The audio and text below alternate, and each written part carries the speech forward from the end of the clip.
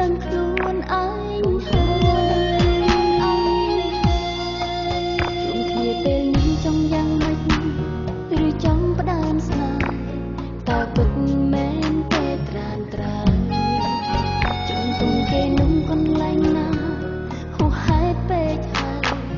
លេខ1ក្បត់ចិត្តគ្មានពីរ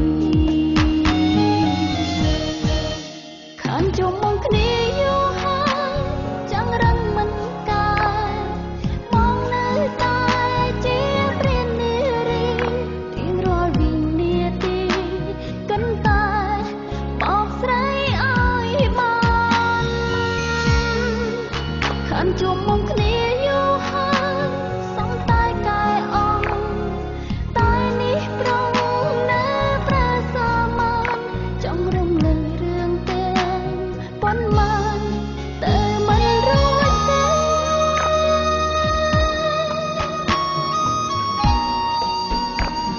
បងប្រាប់អូនមកហើយអត់បងធ្វើអញ្ចឹងដែរអូនណានិយាយមក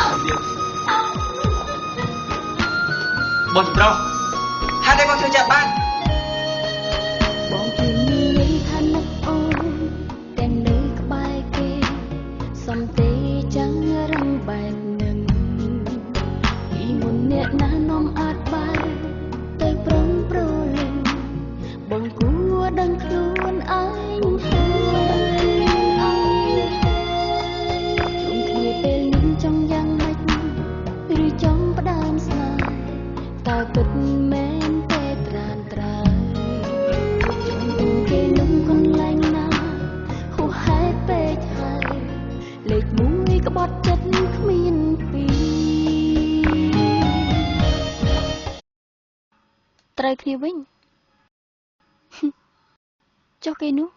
បងទុកនៅកន្លែងណាខានជុំមកគ្នាយូរហើយចាំងរឹងមិនកាយមកនៅតែជាព្រាននារីរៀងរាល់វិនាទីកិនតែបោកស្រីឲ្យបានខានជុំមកគ្នាយូរហើយសងតែកាយអងតែនេះប្រង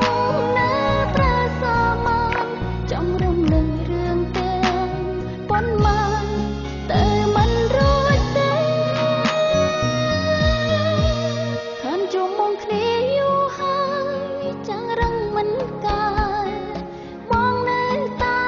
ជាព្រាននារីរៀងរាល់វិនាទីកិនតែបោកស្រីឲ្យបាន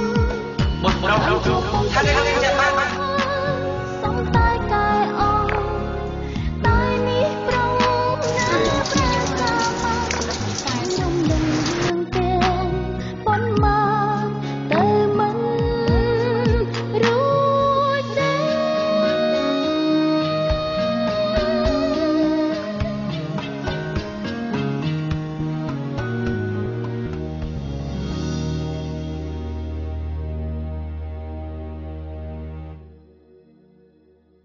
ត្រាបៀជាតិមោទនភាពជាតិ